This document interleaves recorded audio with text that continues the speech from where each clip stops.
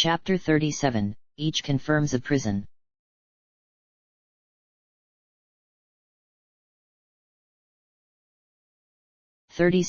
Each confirms a prison.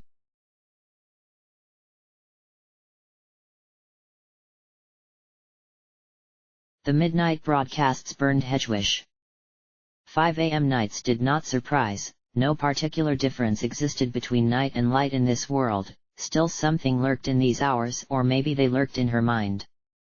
Even after 3 days minus sleep, her nape might prickle and she'd know, it's the midnight broadcast. Duty demanded she watch it. Confirm the cat stayed on message. Noon it never mattered, midnight her eyeballs became heavy and sank deeper into her skull, and no matter how hard she rubbed them she could not coax them out. Due to President DuPage's habits, the Capitol and White House swapped purposes. Legislation in the latter, executive residence in the former. As the only relevant member of the Senate, Hedgewish had to spend most of her time in the White House, but she deliberately placed her personal office in the Capitol 1, as a break from that bullshit, and 2, to keep an eye on DuPage. The second reason hadn't seen much use lately, but the first roared bloody rage in its lieu. Consider a government. A modern one. Consider the number of people who work together to make it function on even a basic level. Senators, ministers, secretaries, generals. Departments, agencies, branches, cabinets. Now consider that Hedgewish alone remained lucid enough in this city to keep all those elements organized. If she delegated a task, it was as likely completed as the delegate was to off themselves in the interim. Occasionally it was both completed and they offed themselves, either way she had to scrounge a replacement. Bigwigs vanished and nobody knew where they went. She seized monkeys off the street and crammed them into positions just so the gears would continue to clank. The screws rattled loose. They rattled in the base of her skull. She had never been happier in her life. But it strained her body to its limits. She imagined, this was what the people who climb Mount Everest feel like.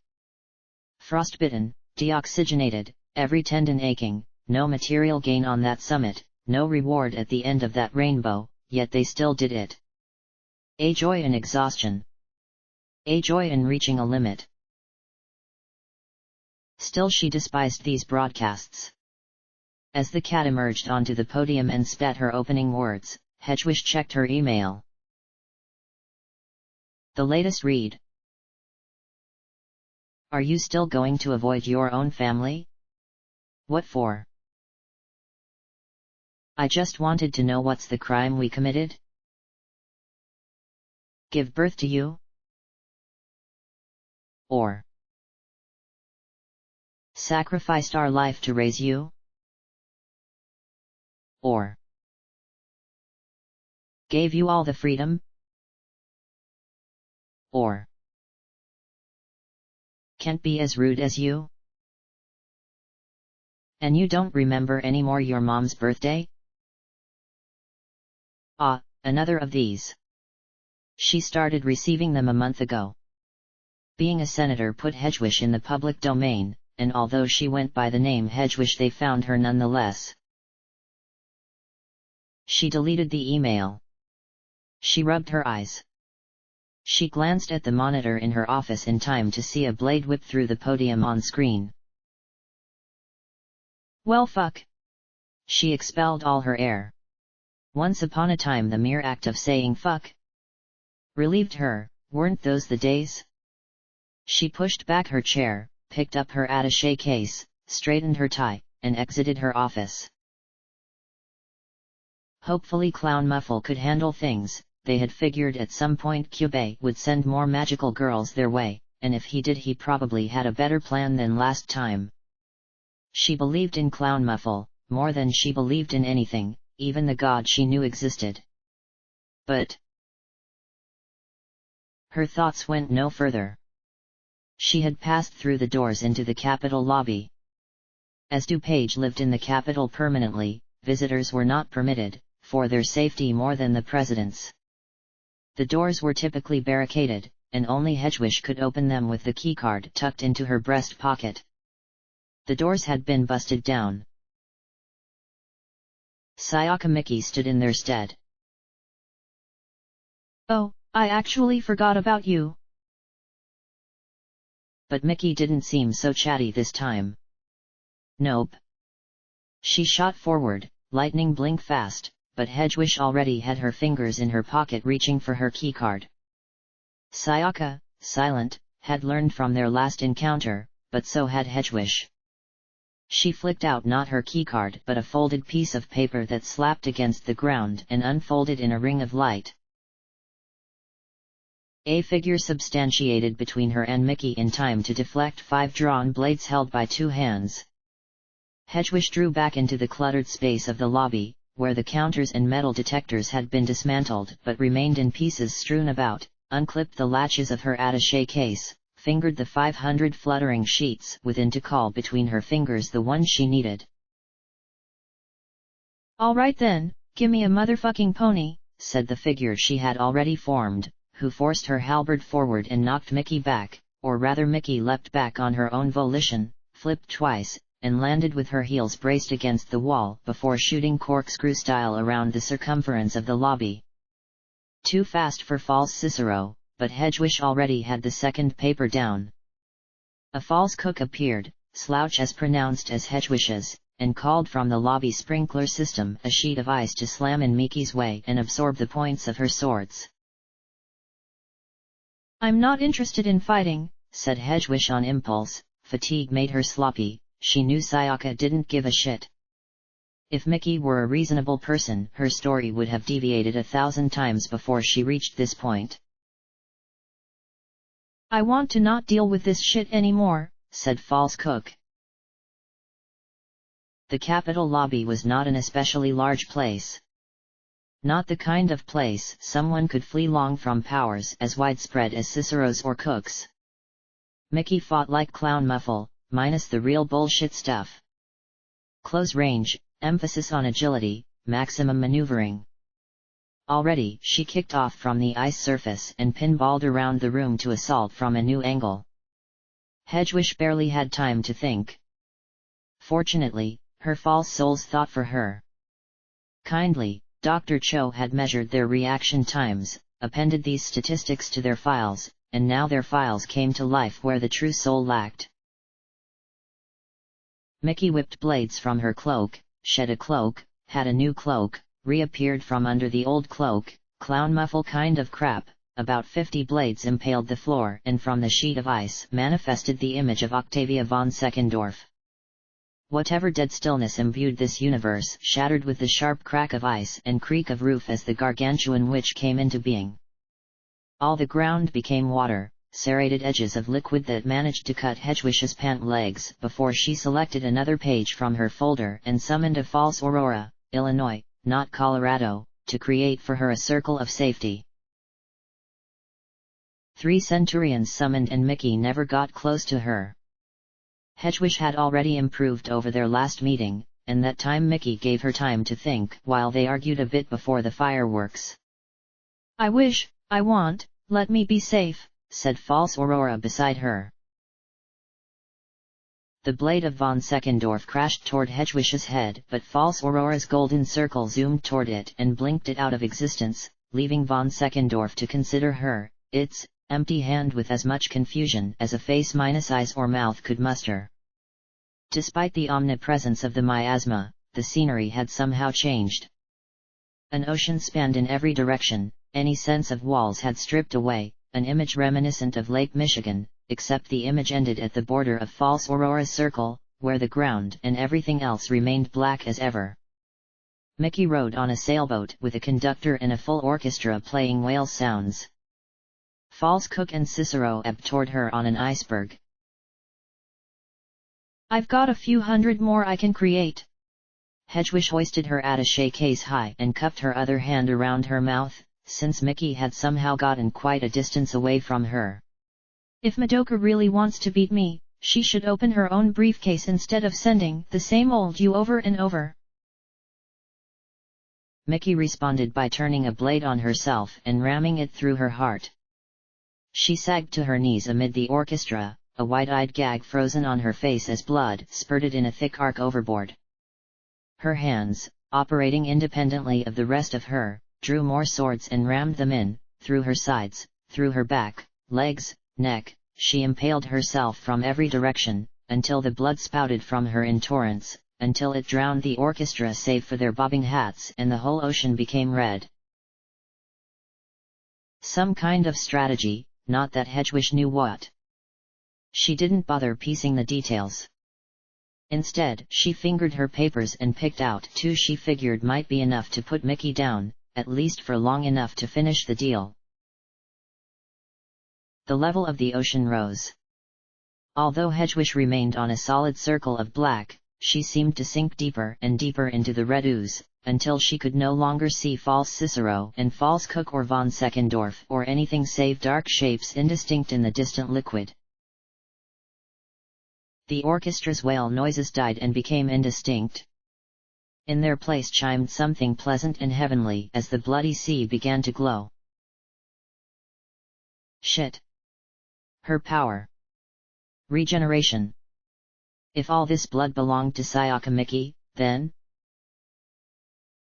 Miki came at false Aurora's circle from one direction, disappeared, and at the same instant a second Miki regenerated out of the vast sink of matter and assaulted the circle from its opposite end.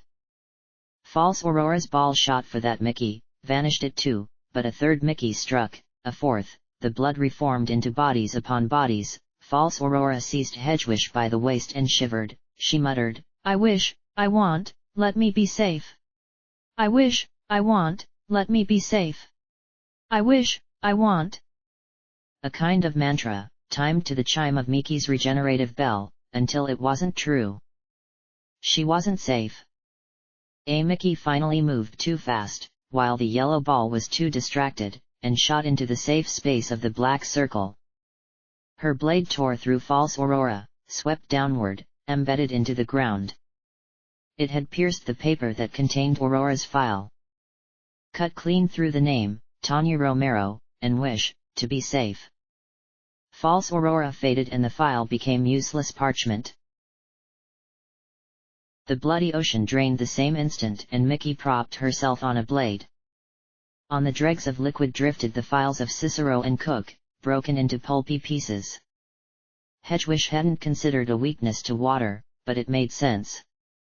If true magical girls were contained in their gems, her facsimiles were contained in the relatively flimsy form of paper. Fire would be another weakness. She could iron out these problems later, however, and while the loss of 3 powerful files hurt, she could remake them later anyway, and she had plenty more in the interim. Miki, on the other hand, wheezed for air and clutched a hand to a heart that beat so loud Hedwig could hear it. You're in a bad position here. Your gem, see it? Hedwig pointed. Miki's gem, exposed on her stomach, had turned a particularly awful shade. Although something about that fact raised Hedwig's suspicion. That regenerative trick probably took a lot of magic. Creating 20 or 30 bodies in such a short time would tax an ordinary magical girl. But Miki, for her faults, had an angelic advantage and an innate resistance to despair thanks to her connections to the cycles.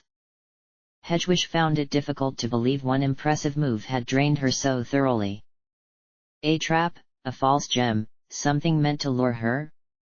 Did Miki possess that much guile? What the hell? I'll, said Miki, never be in a bad position. She wiped her forehead, wiped her mouth. I'll end this. Step aside. Let me fight the monster. I know you're not bad, Lila. I know it. So why are you helping that thing? It's controlling you, isn't it? Isn't it? That's fine. I'll save you. Controlling me. Hedwig had to think about these two words because for a moment they sounded like a foreign language to her. Maybe the fatigue talking. No. Miki. Don't you get it? DuPage is asleep. Asleep? She might have come back as the embodiment of evil, but she's still lazy fucking DuPage. She burned herself out. Got so mad she couldn't sustain it. After a week she was bored, after 2 she went to sleep. She hasn't woken up since. Now it was Sayaka's turn to blink as though she understood nothing. Asleep? Yes. Comprehend? Asleep? She doesn't give a shit. About the United States? The world? She couldn't care less. The only thing that still matters to her is Cook, and Cook's never gonna come, so instead of getting mad at herself she went to sleep. I run this fucking country. Me. You. The broadcasts. Yep, that's me. Joliet and Clown Muffle are too dumb to know what the hell they're doing. It's me, I'm the evil bad guy, I was the big villain all along. Wow, what a surprise, yay. She tapped her chin. This is why you should talk more instead of rushing into everything. I don't believe you. I mean, I'd offer to show you DuPage herself, she's in the rotunda just through those doors, but of course I'm not gonna do that. You should stay and talk more. You can't move. I've already got my pieces into position. The moment you take a step you're cooked. Mickey obviously didn't believe that statement either, but Hedgewish hadn't lied yet. Their conversation had given her more than enough time to set everything up, and due to the particular powers at hand Mickey had no chance to detect her scheme. No, said Mickey. You're a magical girl. You're a magical girl who knows Madoka. You know what she's done and what she stands for. I refuse to believe you could do this, Lila. That you can be the one behind what's happening in this world. Trying to get you to understand, that's probably pointless. But believe it or not, evil old Lila's evil plan is to make this evil world slightly less evil. It's just that, for some reason, it seems the world has to get really, really shitty before Madoka decides to get off her fat ass and do something about it. Yeah, Mickey wasn't having that. Despite the obvious drain she was feeling, she seized her sword and lunged. But, as Hedgewish promised, she only got a single step. A lightning bolt manifested out of the nothing above Mickey's head. It flashed once and was over in less than the speed of an eye blink. Mickey collapsed. Her swords clattered out of her cloak and her boots scuffed the ground as her body folded in on itself and dwindled to a series of spasmodic jerks. I wish only to serve my empress in the way she demands of me, said the false handmaiden, appearing to Mickey's left. I wish my heart worked, said false Midlothian, appearing to Mickey's right. Quick, her gem, said Hedgewish. Her power's regeneration, she'll be up fast. She didn't know why she said it aloud. As manifestations of her magic, they obeyed her orders without need for communication, even telepathic, her thoughts were their thoughts. This instantaneousness was pretty useful, it was how she managed to summon both pieces and maneuver them into the correct position without Mickey catching on, but sometimes it felt awkward standing in silence, around other people. False Midlothian pried Mickey's gem from its place and handed it to Hedgewish with a modest bow. Sure enough, Mickey already started to revive. Her twitches resolved to semi-conscious limb movements, followed by the opening of her eyes, a weak palm pressed against the ground and an arm bent to push. But the voltage had knocked her out at least for a few seconds, enough to de-transform her, and without her gem she wouldn't be able to do anything. Anything except talk, and right now Hedgewish had other shit to deal with, despite her previous invitation. She sorted the files of Midlothian and the handmaiden back into her attaché case, causing them to both lose substance, and summoned in their stead a girl from Las Cruces whose power involved spider stuff. The files from Denver's collection were often less reliable than the assiduous statistical information Hedgewish or the handmaiden or Dr. Cho compiled for the Empire's own soldiers, but Denver had at least known to track the most important factoids. As such, Las Cruces did not speak, no wish listed, no personality traits set down, but she did employ her powers to inject Mickey with paralyzing venom. The venom kept Mickey down a few moments more, long enough for Las Cruces to envelop her head to toe in a cocoon of steel-strength silk. Mickey's blood had already purged the magical toxins by the time the task was complete, a testament to her resilience. Or maybe it was a testament to the ambiguous strength of Las Cruces' venom, the specific parameters of which were absent from Denver's notes. Maybe a false Berwyn would have been more effective, but hey, the job was done. Reading through the files, Hedgewish had learned that magic powers came cheap. Almost anyone could be replaced. She scraped Aurora's paper off the ground. Mickey had done significant damage to it, but she could type up a new sheet with all the relevant info. Cook and Cicero's soggy clumps were more problematic, she could no longer read some of the stats. Waterproof paper, they had that right? Or maybe lamination. That'd make the pages much more durable, but also heavier and harder to sift. She would have to consider improvements after she resolved whatever Cube hurled at her. Yeah. Settle down, she said to the muffled cocoon now strung against the wall. I'm not gonna kill you. Trust me. Once everything's back to normal we can even have a nice, long conversation. I'm sure it'll fucking suck for us both but we gotta have it, I guess, if either of us wanna make any progress. She shined Mickey's soul gem against her sleeve. Damn. It was actually in turbo shit shape. Once blue, now purple, verging on black. No way had someone as powerful as Mickey expended so much energy in such a short fight. She must have started the fight already a mess.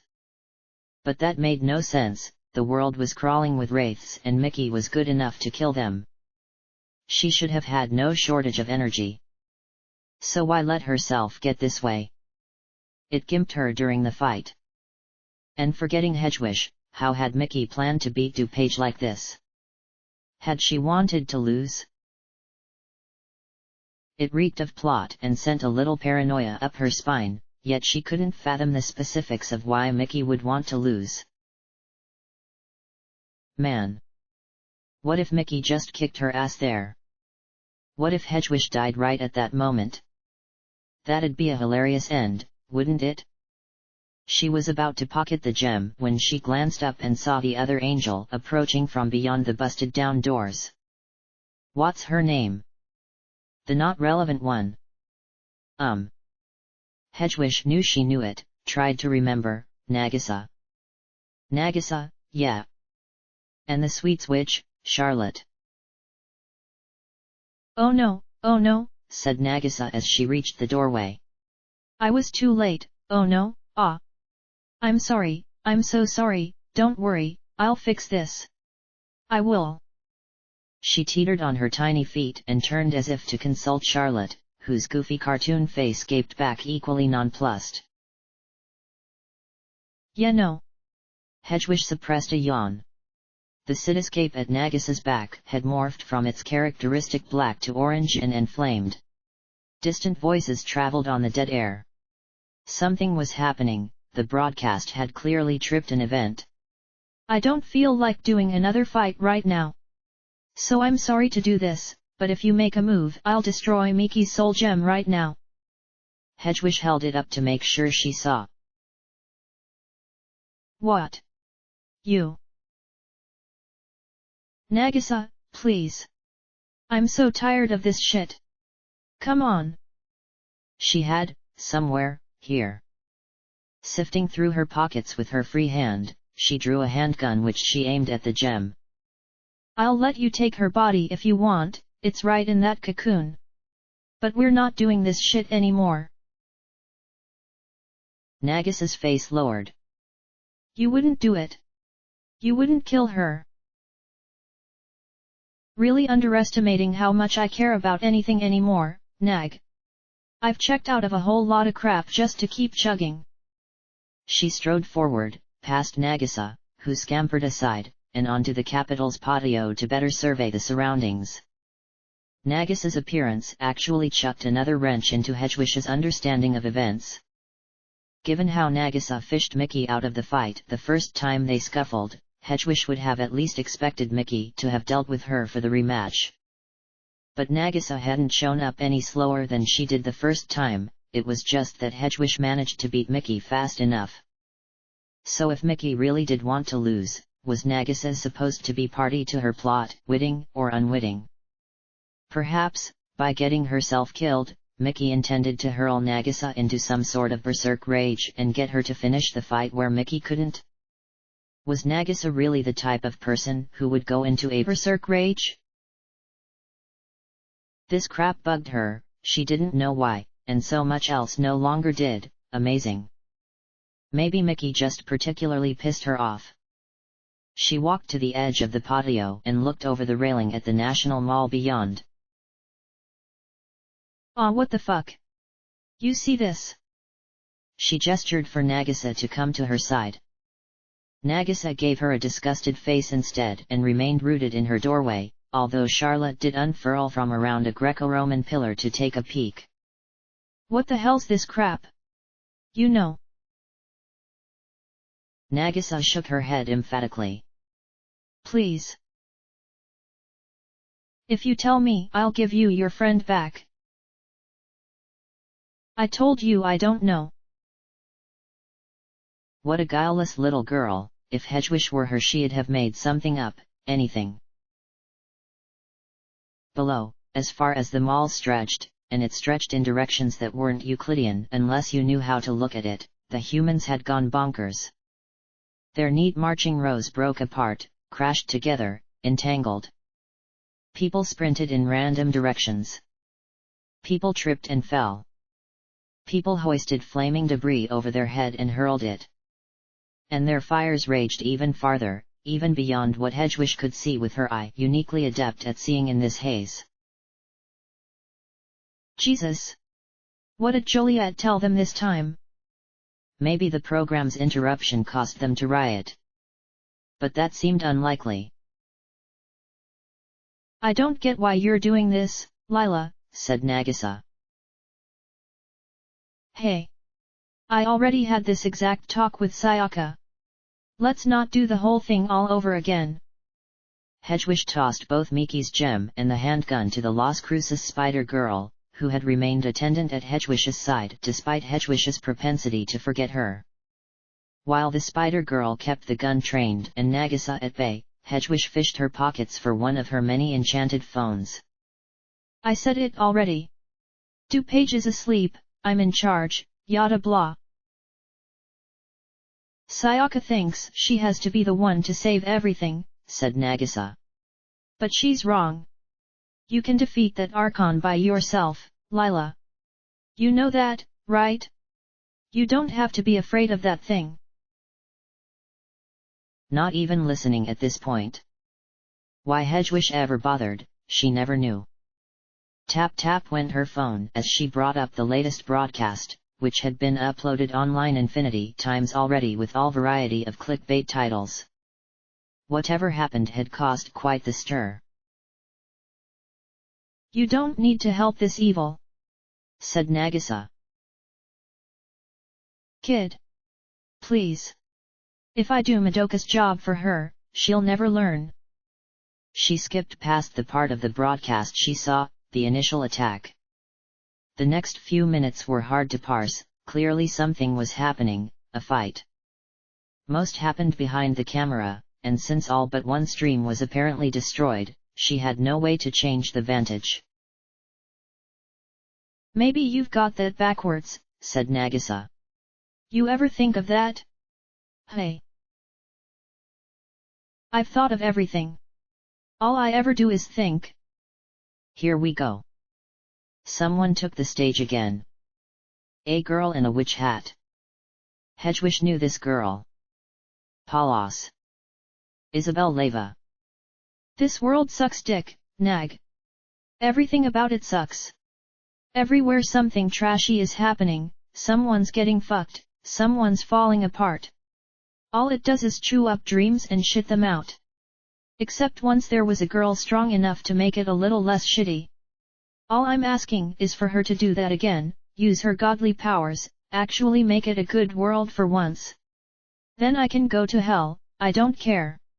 It doesn't matter, whatever eternal torments you think I deserve, sure. I'm so done, hell can't make me care. What the hell was this speech?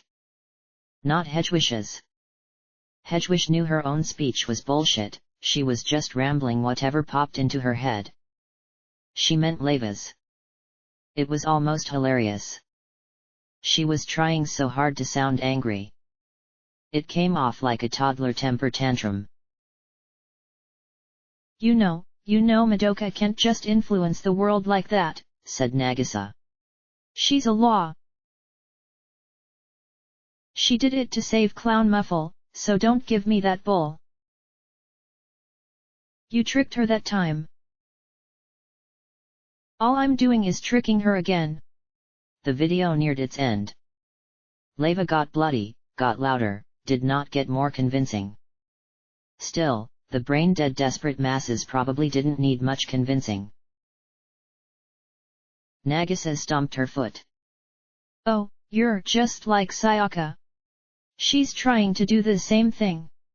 She thinks she can do whatever she wants down here because she represents Madoka's human side or something. It's so stupid. You're both just making Madoka out to be whatever you want her to be, and it's not right. Hedwig paused the video. But Madoka sent Mickey to stop me. No, she didn't. Mickey had said the same thing before, the last time they fought. But Hedwig thought that couldn't be true. It didn't make sense. Did Madoka not care at all? Like, Hedwig didn't care, but that was because she was a jaded piece of crap. Madoka was the opposite of that. Honestly, Hedwig had expected Madoka to send a whole army months ago. She never expected things to progress this far, but when they had, she had carried on the same way her heart kept beating, mostly out of habit. The law of the cycles could end this shit show instantly. When Mickey showed up alone, she figured it was Madoka putting way too much faith in her friends, as usual, and when Mickey claimed Madoka didn't send her and that she was acting rogue, she figured it was Mickey being a dumbass, as usual. But if Nagisa backed up what she said.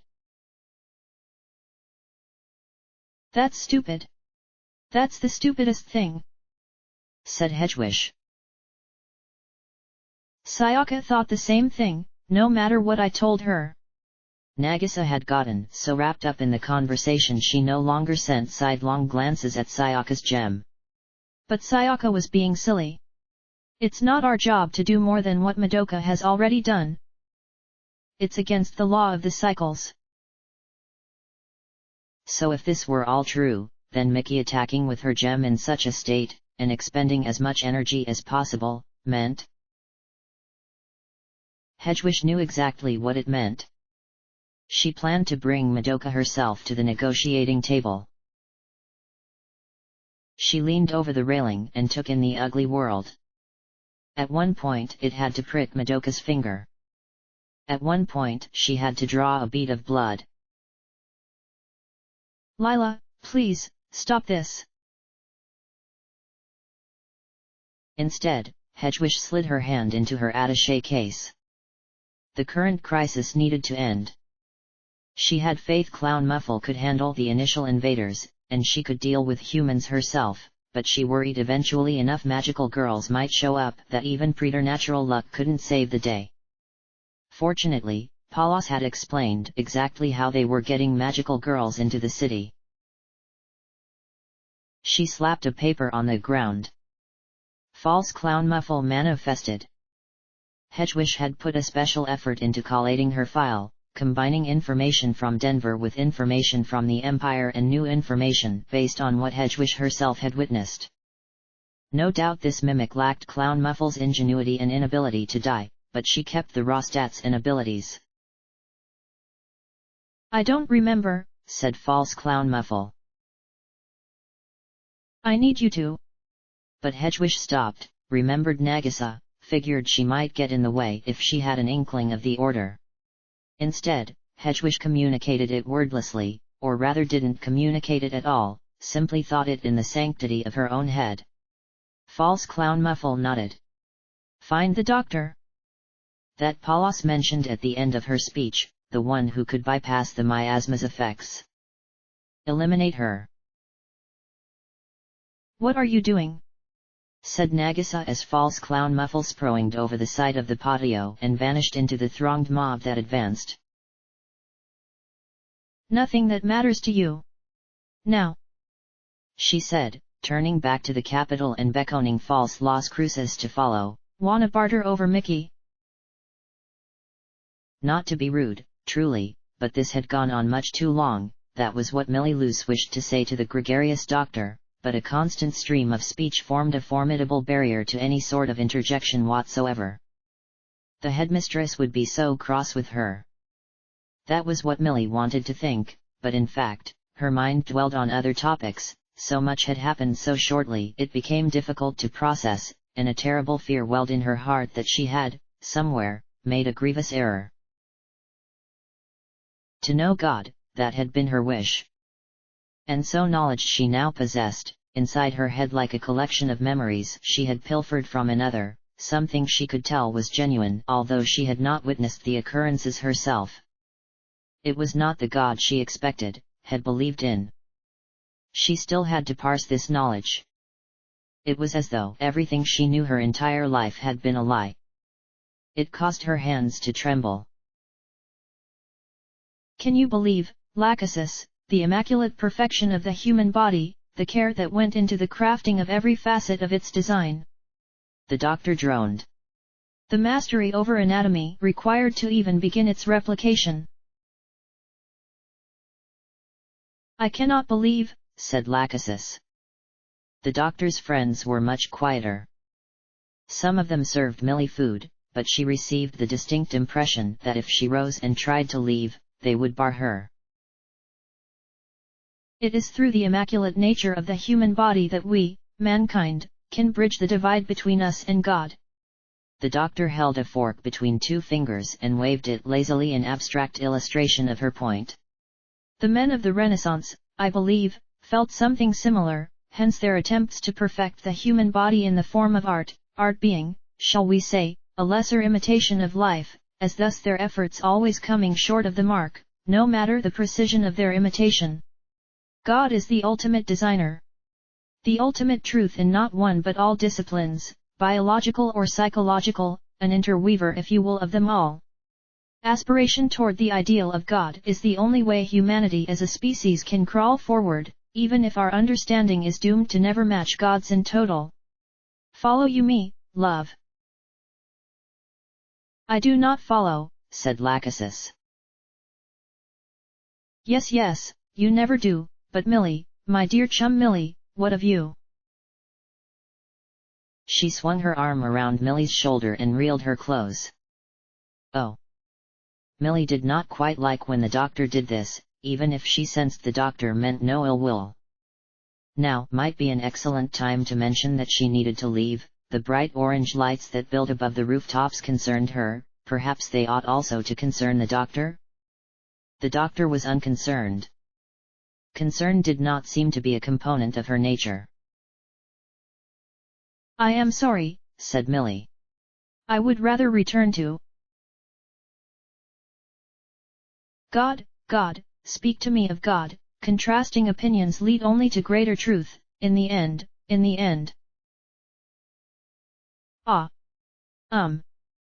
She did not know what to say. What had God been to her, what was it now? It was all so confusing, all so fresh and new. Everything felt fresher and newer than it should. God was a being, of course, but also an experience, one inside each and every human, something shared between all bodies, distinct though they may be. They began from God, and they ended with God. The bodies were merely dust. It would be, she knew, difficult to articulate this thought. The doctor's expectant gaze only fell off her when someone arrived. The heads of Lachesis, Clotho, and Atropos turned in unison, the doctor a moment delayed. A young woman stood between the doctor's vehicle and the tent in their little campsite, a haven from the bright orange, although from time to time Millie still coughed, as she did now. Due to the brightness, she could not make out the newcomer. She shielded her eyes from the ash. "Are you the doctor?" said a voice. "I am. Yes, that's me. Dr. Cho, pleased to make your acquaintance, love." The doctor jerked forward, extended a hand to shake, did not receive a handshake. The figure stepped forward, past the dome of ash that had enveloped them. She wore a shiny red coat draped around her shoulders and a tricorn hat. It was a little funny. She did not look like she belonged in this era, but she was pretty nonetheless. However, her stare was hard. Millie realized that several other people, all pretty young women, had accompanied her. "We're from Baltimore," said the one in the red coat. "Sorry we're late. We came as fast as we could, but the roads are jammed. Everyone's headed this way." Baltimore, never been," said the doctor. "You can get us into the miasma, right?" The doctor rubbed her gloves together. "Can I?" "Well, no, to be specific, I cannot. My powers are actually rather limited among Puella Magi, as you might know, if you've heard of me before." The red-coated girl from Baltimore twisted her face in annoyance. "So did Cube and that chick on TV lie, or you just being a shitter?"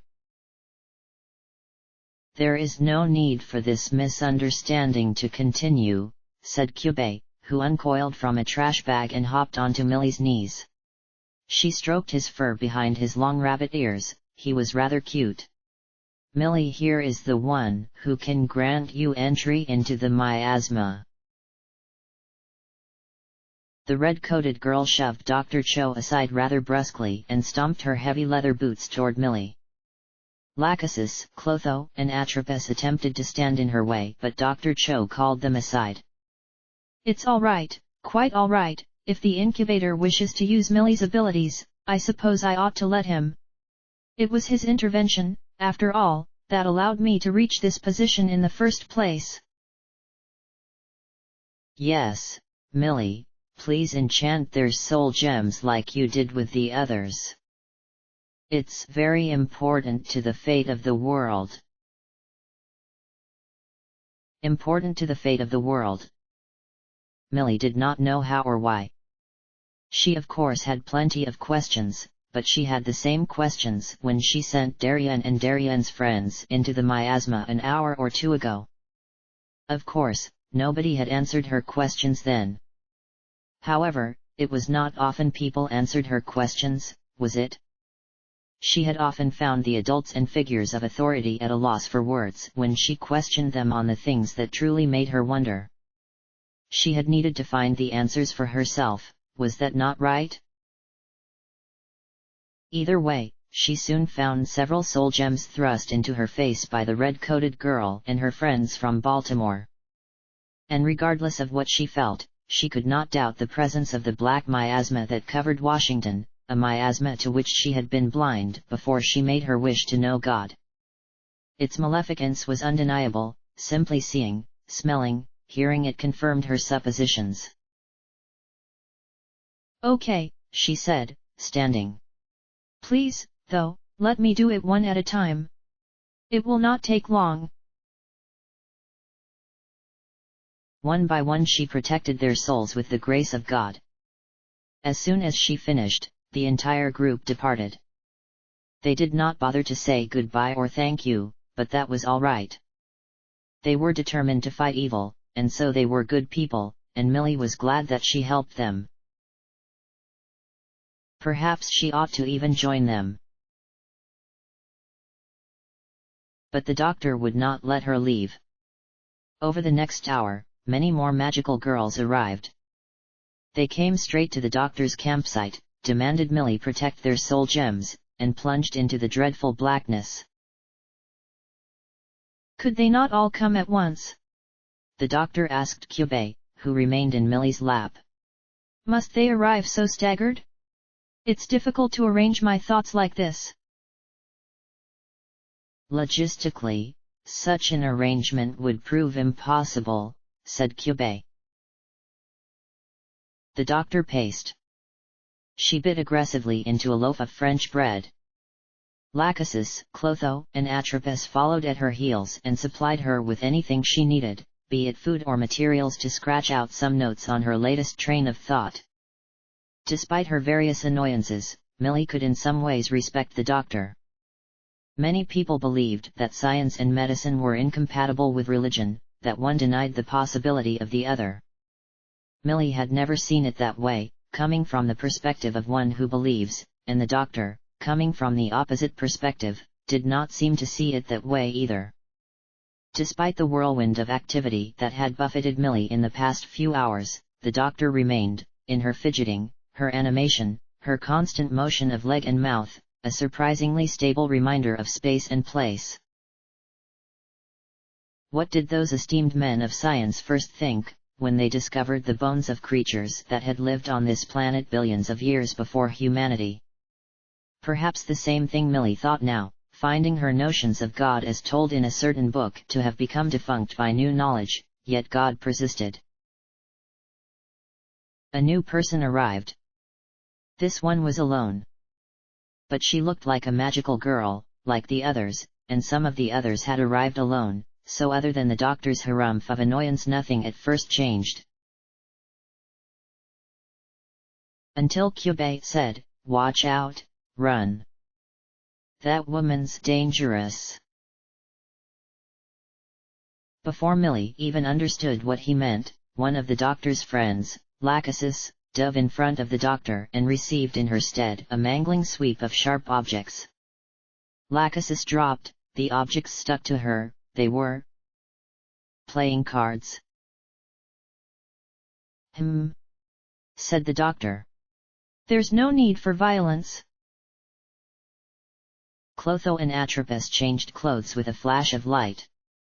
One held a sword, the other a shield, but both fell instants later covered in the same cards. Only by this point did Millie realize something dangerous was occurring, but the realization came sluggish. She stood and Kyubei dropped beside her. "Look at this mess now," said the doctor. "Don't worry, my loves, I'll put you back together soon enough. But you..." She pointed at the newcomer. "What have you to say for yourself?" "I don't remember," the newcomer said. "Millie, run," said Kyubei. "It's extremely dangerous to stay. Leave the doctor and run, I'll get help." "Well, take a seat and I'll serve you a meal." The doctor indicated her vehicle. "Plenty, plenty. On a full stomach you'll feel better." Through a plume of smoke the figure rushed. She wore a white tuxedo and top hat and a blank expression. She swung a baton, but before it connected with the doctor's skull, one of the fallen assistants lurched upright and took the blow for her. The skull caved. Blood splashed, onto the doctor, onto Millie, and she dropped to her side, her heart suddenly heaving and a hand pressed to it as she realized, they are hurt, they are dying, a killer. All while Kyubei shouted for her to flee. "If you can survive another 5 minutes, he said, help will arrive." The blood, it was all on her hands, her face, she could feel it, oh no, oh no. The body of the assistant fell. It was Clotho. Was she, oh no. "Oh dear," said the doctor. A flash of light manifested in her hands, a chainsaw. "I suppose I've no choice, now do I, love?" "Dr. Cho is not a competent fighter," said Kyubei. "She'll be overwhelmed in moments. Flee, while she can still distract that woman. No. No. Millie did not know this attacker or why she attacked, but Dr. Cho was a good person, and so were her friends. She needed to protect them. That's right, she was a magical girl, one of God's chosen. It was her sworn duty to defend this world from evil. She knew what to do. Nobody had explained the rules, but she understood, instinctually. The ring on her finger transformed into an egg-shaped gemstone on the palm of her hand. Here goes. Dr. Cho, do you really want your prized creation to be destroyed? You cannot win this fight, you're completely outclassed.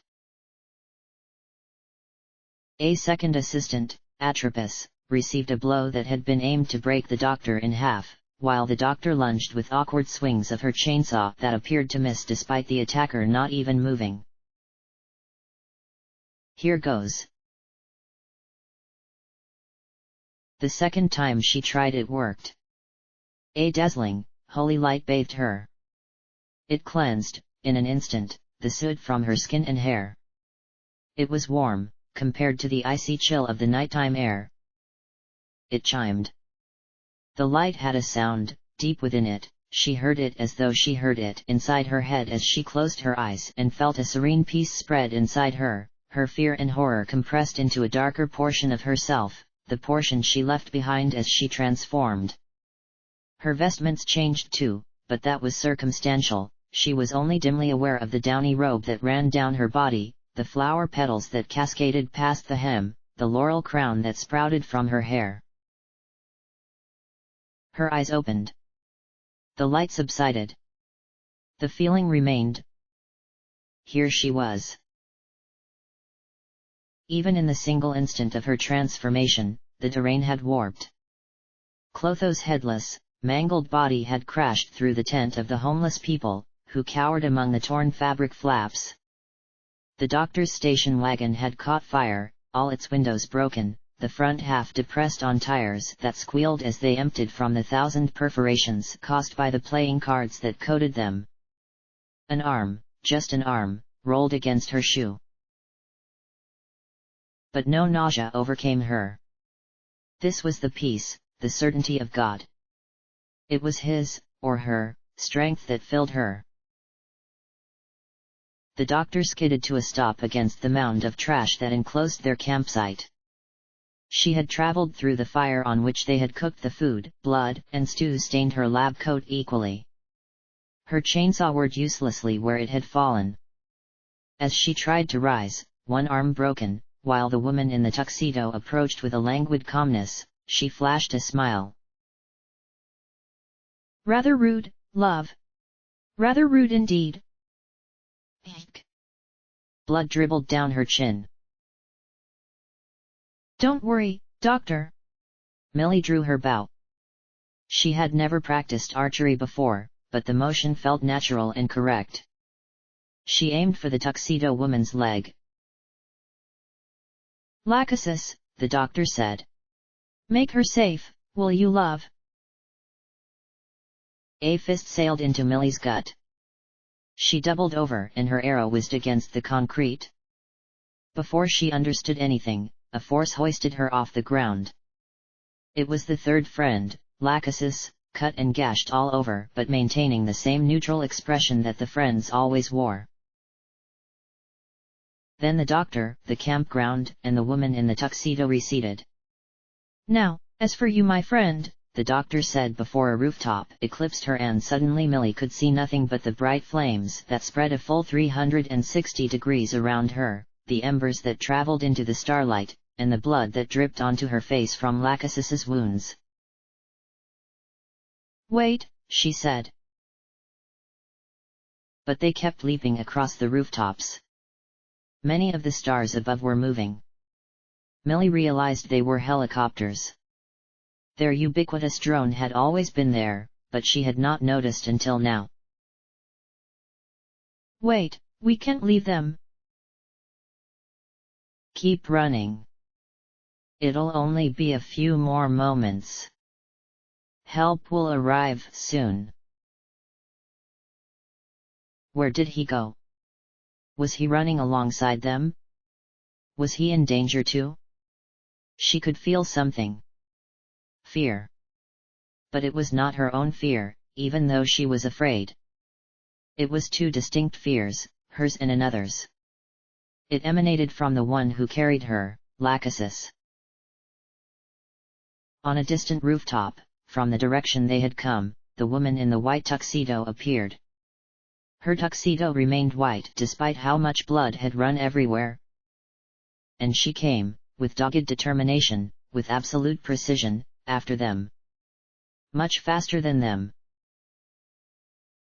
Lachesis, as long as you slow her down for a few more seconds, you'll accomplish what Dr. Cho wanted from you. Please, you must do it. No, said Millie. But Lachesis had already dropped her and turned to face the woman in the white tuxedo with a magical sort of staff, tipped by a glass ball that shined colors as she waved it. She inka and t'd something under her breath and fired beams of energy at their attacker. She had placed herself in front of Millie, shielding her. She would die to protect her. No. No, no, no. Millie refused it. Refused it. What good was she, that all these people would sacrifice themselves for her sake? What point was that? Why should she of all people be defended? She got up and kicked Lachesis in the shin, hard, perhaps too hard, enough that the grunt of pain pained her as well, but she had a plan, she did. She drew her bow. Kyubei shouted at her, "No, Millie, you mustn't. Lachesis is an empty vessel, there's no point, let her do what she was made to do." But she refused to listen. She fired her arrow. It shot past the woman in the white tuxedo. She moved effortlessly, as though she did not dodge, but Millie instead missed, yet her aim had been true, she was certain. She summoned another arrow, but the woman with the white tuxedo was already upon her. I don't remember, she said as she seized Millie by the face.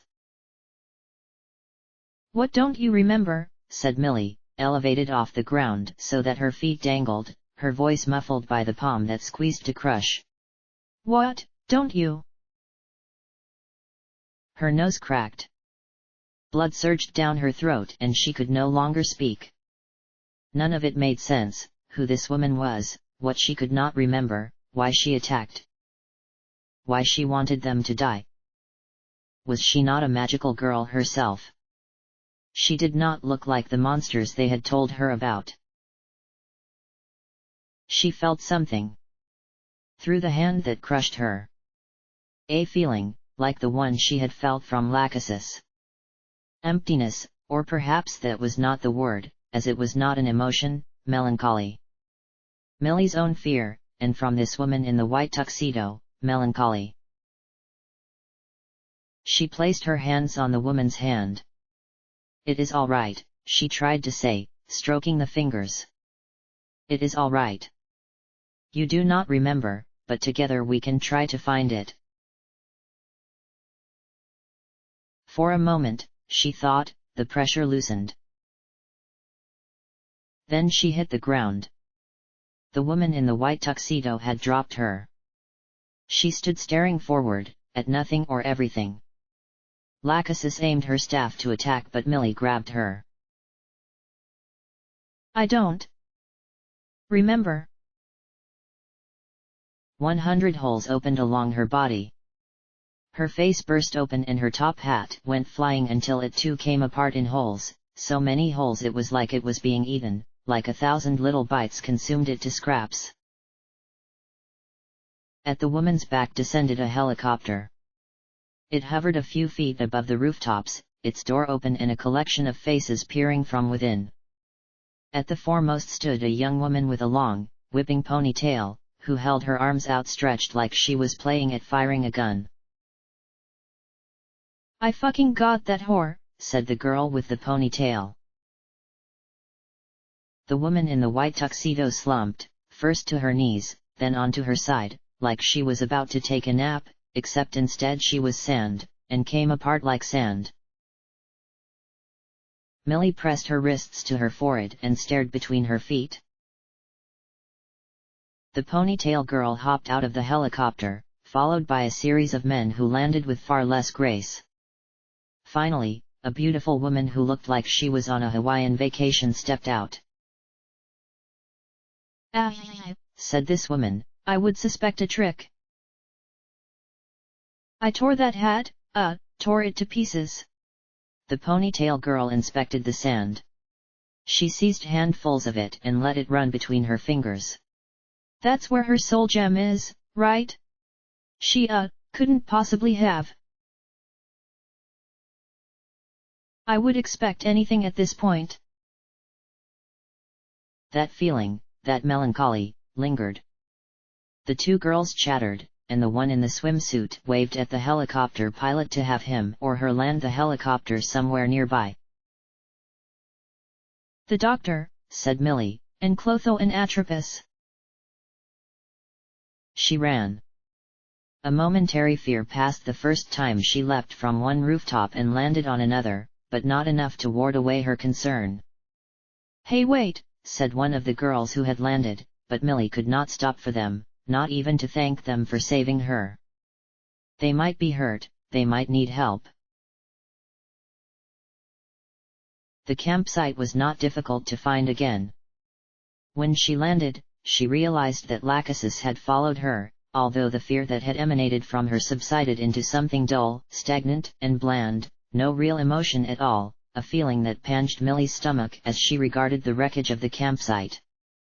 She found Clotho first, in hideous condition, and the sight knocked her on her knees, and she stifled the sound she made with her hands. Hey girl, don't run off like that. The one with the ponytail landed beside her. Let's introduce ourselves, yeah? Good idea. I'm Riley, that's my gal pal Val lagging in the back with the others. Millie crawled through the blood until she came to Atropos in similar condition. She could not look for long, and why did neither of them, Lachesis or Riley, why did neither of them feel anything? It was the same dullness in them both. No, there was a little more under Riley's surface. Millie sensed it as Riley brushed past, gesticulating and talking, but it was so buried, and so diminished, she could not even define its character. Even the homeless men in the tent had been killed. A slide of ice extended from the nearest roof. Val and the men slid down it and bustled around her and the gore. The men were all excited. They wanted action. They wanted to go into the city. In fact, some were already breaking off from the group and heading toward the black pit of miasma that had enveloped Washington. They had no organization, neither in body or mind, and the harsh, sharp feelings inside them shoved and jabbed against her even if they themselves did not. The doctor had fallen by the wreckage of the vehicle. Her lab coat fluttered around her folded knees. Well, it's our old friend, said Riley. Dr. Siu Cho, look how far you've come. She had seemed so chipper and cheerful, even when Millie saw her last, so pleasant and happy, and even now she wore a mild smile. It did not look as though it were possible she were. That's too bad, said Valley. It appears it's a place of death after all. Riley was quick to respond. But look at this, look everywhere, they're burning everything, it's working Val, there's a movement, a revolution, shit, it's gonna happen. And if we just killed Clown Muffle? Don't be an idiot. She's alive, that was a fake or a trick. You know that, yes. Yeah, I know, but still. The men had mostly separated from them by now. They were wandering deeper into the darkness. A few called for Riley and Val to join them. "Be right there," said Riley. She knelt beside Millie. "Hey, you're the one who can get us inside, right? Think you could, Yano?" She held out her soul gem. A bizarre, frightful impulse seized Millie to take the gem and smash it into a million pieces on the ground. God! What a revolting feeling! How could she think something like that, and why? Her skin became clammy and slick and she took Riley's soul gem and enchanted it the way she had all the others, but quickly.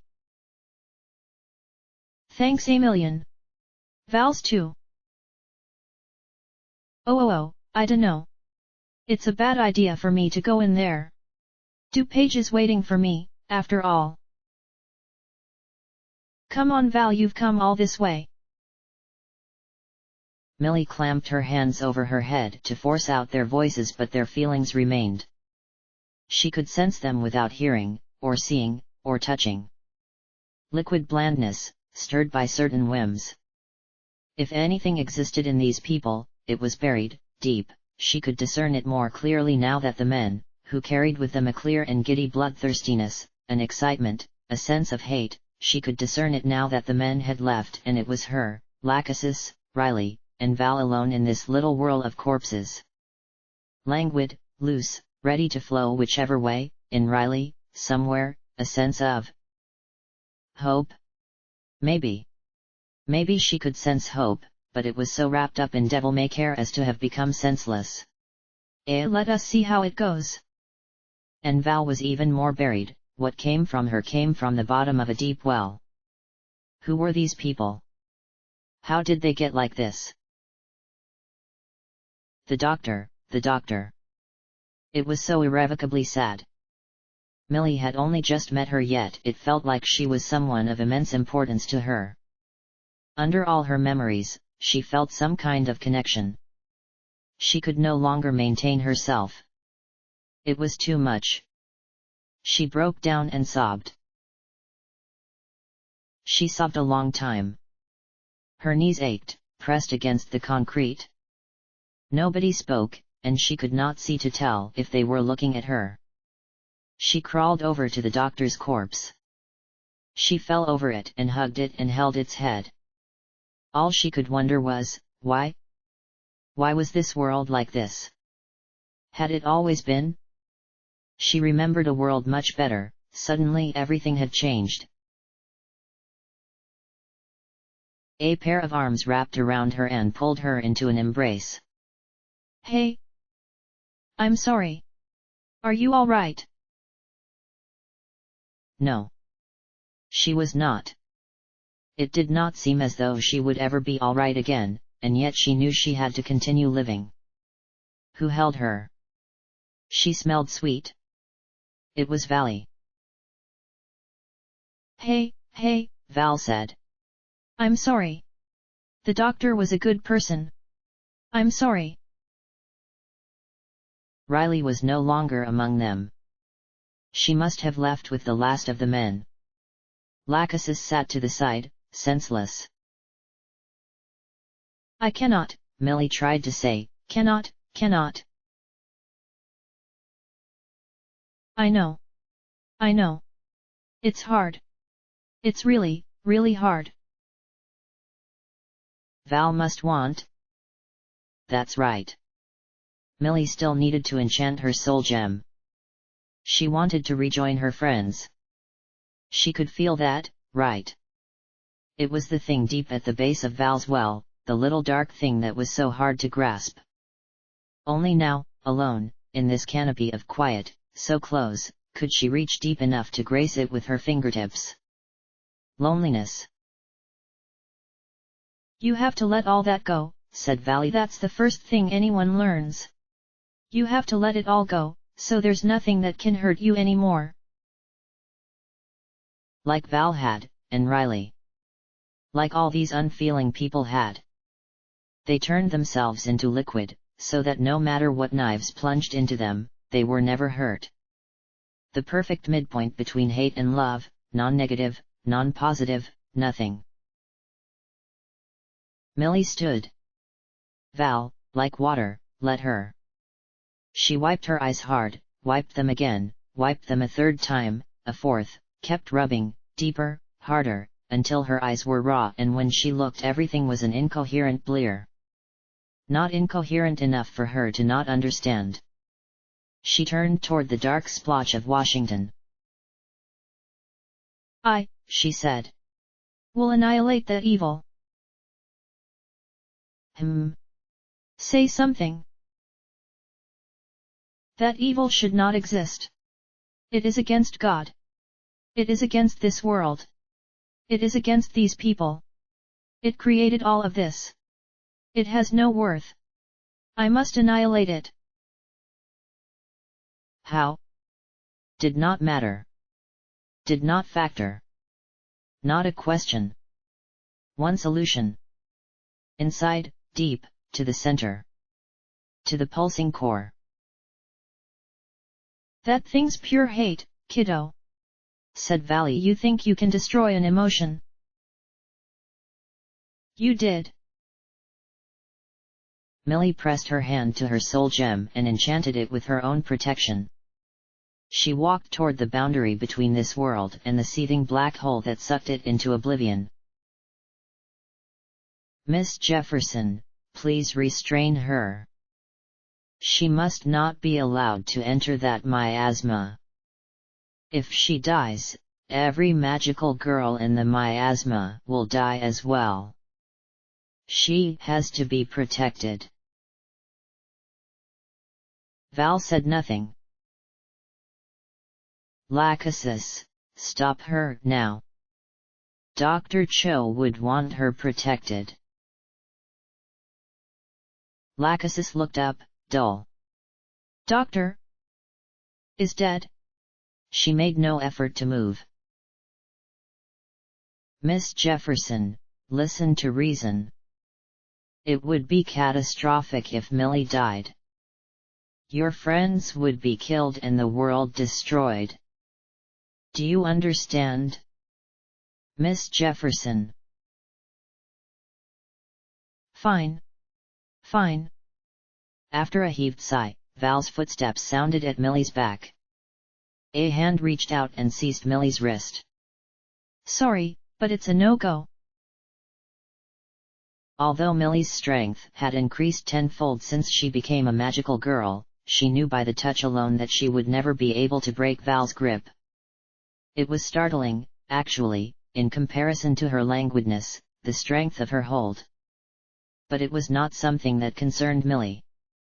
She stopped walking, only a few steps from the edge of the miasma. She turned to Valley. Millie could feel emotions. Feel them like tangible things. She could feel Val's emptiness. She could feel her own fury and sorrow and hatred and every other whirling awful feeling one could feel, and next to it that emptiness laughed. It was a laughing emptiness.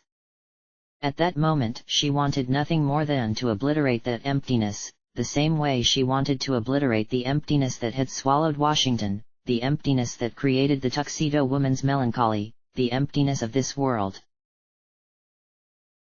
So, rather than receive, Millie transmitted. She shoved her hand against Val's chest and prepared to inject everything that raged inside herself. Right past all the nothing, all the empty, into the tiny gleam of vulnerability that remained, and Millie knew it would crush her, because this woman, Val, she could feel it, cushioned by nothing for so long. She had become so weak when actually compromised by emotion, it was not something she was in any way prepared to deal with.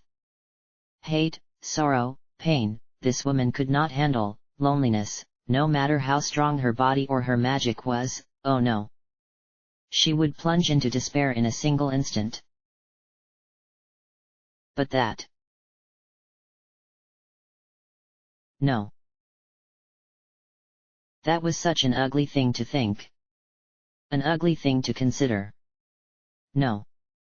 It was not right. Val was only scared. Like them all. She had only protected herself. Only surrounded herself in an armor of nothing. So, Instead of hate and every other ugly emotion, Millie transmitted hope. All the hope Millie could scrounge inside herself. Hope for the future, hope for humanity, hope for accord with God. Hope for the end of this ugliness, hope for the doctor's soul, hope for them all. I'm sorry, Valley. Val let go. She dropped to her knees. Her face contorted and she grasped at her shoulders. She looked much the way Millie had envisioned her looking once swollen with hate. Hate, hope, love, ugly and beautiful, it was as if it were the same thing to her, as if there were no difference. But that was silly. Of course there was a difference. Millie knelt beside Val and hugged her. It's okay, she whispered, as Val had done for her not long before. It's okay, it's okay. What is, how, It's okay. Millie stroked her hair. It's okay, this is a good feeling, I promise. I promise. Her own heart calmed.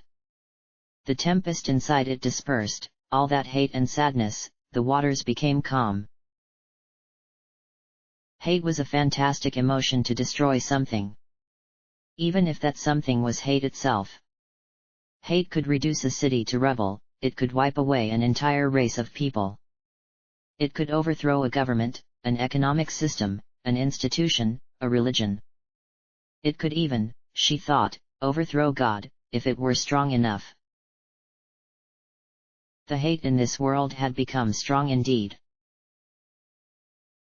But Millie smiled as she whispered soft words into Val's ear. She had withstood it. It had seized her but she broke free. How had she done it? For a moment she had wanted nothing more than to kill anyone, to kill Val who did nothing wrong. But it was like there was a voice inside of her, some innate part of her composition, either in her body or her memories, that pulled her back. Was it God, working through her? She had knowledge of God, though, and as much as she wanted to attribute it to her, she knew it was not so. It had been herself? Or those who had created her? There was no headmistress, was there? No private school. Hate could destroy, but there was another way. She believed that. Believing that was the essence of hope. She stood. Val remained on her knees. She turned toward the miasma. Between her legs rushed Cube. I don't understand. Miss Jefferson, you are more than capable of restraining this girl. Why aren't you? Miss Jefferson, the fate of everything hangs in the balance. I must go, Cube, said Millie. I can feel it, I have been able to feel it all this time. None of the others understand or know. They can destroy, but that's all. There's another way. There is no other way, said Cube. Nothing matters except logistics. There are currently close to 50 magical girls inside the miasma, and many more on the way.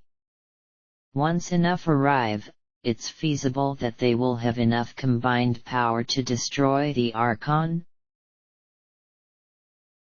There's more at play here than power and numbers. That is completely illogical. Even if the entire city is burned to the ground, even if everyone inside the city dies, it doesn't matter. As long as the Archon and Miss Luce are destroyed, everything can be rebuilt.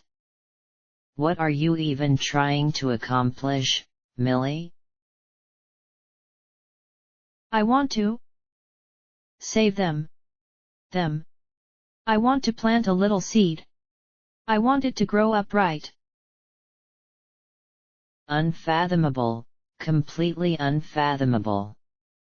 Miss Jefferson, please get up. You must understand how illogical this is. Indeed, Val rose. Her arms hung in front of her and her head swayed with her body until she rose to her full height. I understand. This is absurd. Millie, I'm going with you. Hope is an illogical emotion.